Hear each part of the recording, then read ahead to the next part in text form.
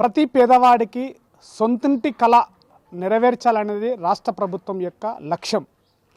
దాంట్లో భాగంగానే తెలంగాణ రాష్ట్ర ప్రభుత్వము ఇందిరమ్మ ఇల్లు అనే పథకం పేరు మీద ప్రతి పేదవాడికి ఒక ఇల్లు కేటాయించింది.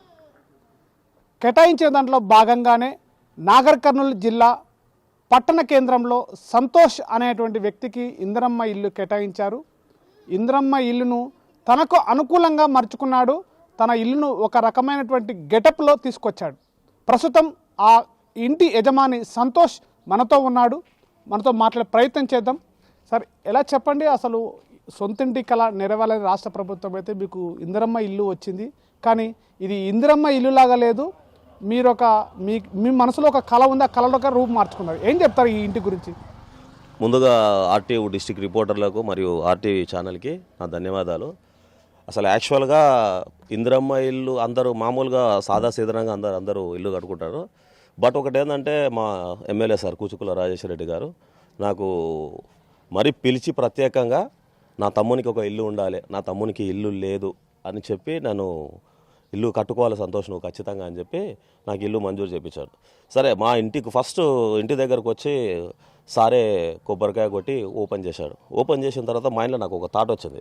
సరే, అందరూ ఇందిరమ్మ ఇల్లు కట్టుకుంటారు, మా సార్కి నాకు ఇల్లు కేటాయించినందుకు మా సార్కి డిఫరెంట్గా ఒక డిఫరెంట్. ఎందుకంటే ఇల్లు ఇప్పుడు మామూలుగా ఎవరైనా సరే కట్టుకొని దానికో వైట్ పెయింట్ ఏదో వేసి ఓపెన్ చేస్తుంటారు. ఒకటేంటంటే నేను ఈ ముగ్గులు వేయడానికి డిజైన్స్ వేయడానికి ఒకటేంటంటే ప్రాచీన కాలంలో అప్పట్లో ఒక ముగ్గులు వేయడం అని అంటే మనం ఇంటి ముందర కల్లాపి జల్లి ముగ్గులు వేసుకునేటోళ్ళం. ఇప్పుడు అది ఆ కళ అనేది చనిపోయింది.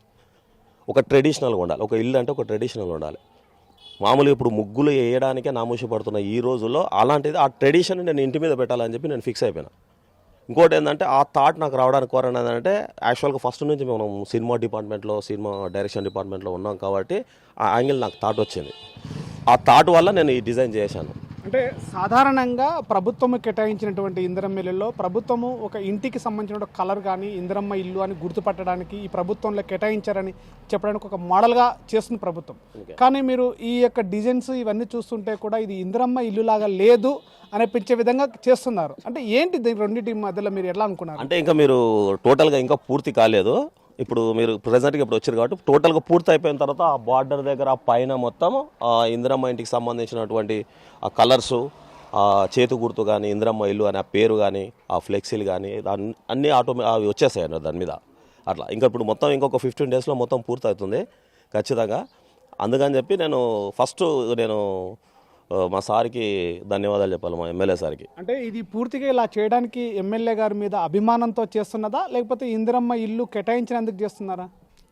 ఇందిరమ్మ ఇల్లు మా సార్ నాకు కేటాయించిన తర్వాత మా సార్ అంటే నాకు చాలా ఇష్టం, మా ఎమ్మెల్యే సార్ అంటే.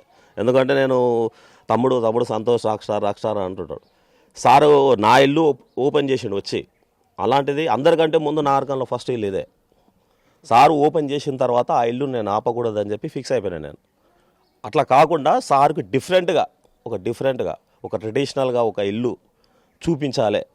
ఇందిరమ్మ ఇల్లు అంటే ఇలా కూడా కట్టొచ్చు, ఇంత అద్భుతంగా కూడా కట్టొచ్చు అన్నది ఒకటి మా సార్కి నేను గిఫ్ట్గా ఇవ్వాలని చెప్పి నేను అనుకున్నా. అందుకని చెప్పి ఈ రకంగా నేను డిజైన్ చేశాను. అంటే ఇప్పుడు మోడల్కి ఇలా అవుట్ కట్లో ఇట్లా ఉంది, లోపల కానీ ఇన్నర్లో కానీ అవుట్ సైడ్లో ఇంకా ఎలాంటి ఏర్పాట్లు చేయబోతున్నారు ఇందిరమ్మ ఇల్లు ఈ ఇంటిలో? అంటే ఇప్పుడు ఎందుకంటే ఇప్పుడు చెప్తే ఇది మనం సర్ప్రైజ్ అనేది మిస్ అవుతాం ఇప్పుడు చెప్తే.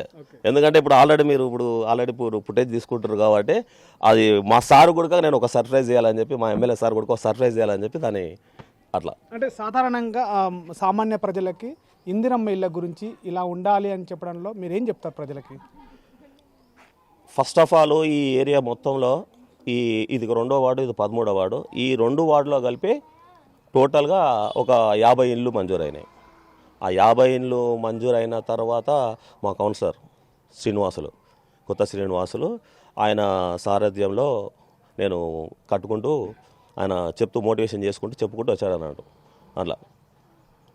సో ఇది మనం చూడొచ్చు, ప్రతి పేదవాడికి ఈ ప్రభుత్వము ఇల్లు ఉండాలనేటువంటి లక్ష్యంతో పనిచేస్తున్నటువంటి నేపథ్యంలోనే సంతోష్ అనేటువంటి వ్యక్తికి స్థానికంగా ఉన్నటువంటి ఎమ్మెల్యే కూచుకుల రాజేశ్వర్ రెడ్డి తనకు ఇల్లు లేదు అని గుర్తించి నాకు ఇల్లు కేటాయించడం ఒక అభిమానం అయితే, మరోవైపు ఇందిరమ్మ ఇల్లు సామాన్య ప్రజలకు ఎలా ఉండాలి అని చెప్పేటువంటి దాంట్లో కూడా తన యొక్క సొంత కళని నెరవేర్చుకునే ప్రయత్నం చేశాడు. మరోవైపు తను కేవలం ఒక సాదాసీదా మనిషి కాదు, ఒక రాక్ స్టార్ డైరెక్టర్ కూడా అని చెప్పుకోవచ్చు.